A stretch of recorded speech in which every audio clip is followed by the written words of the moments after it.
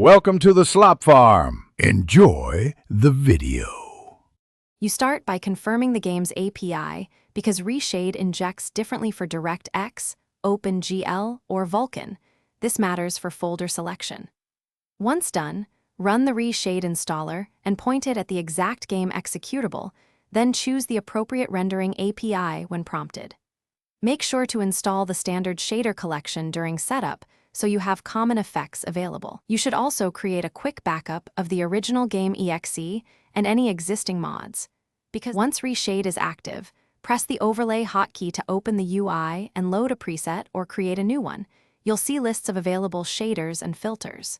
You should enable one shader at a time, tune its parameters, and observe FPS impact.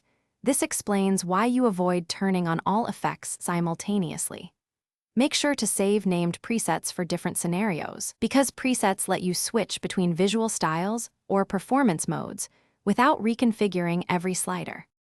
To finalize, refine color grading, film grain, and sharpening to taste while watching performance.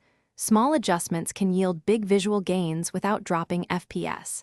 If stuttering or crashes start, disable suspect shaders first, toggle the game's native HDR/V sync settings, then try a different injection mode in the installer.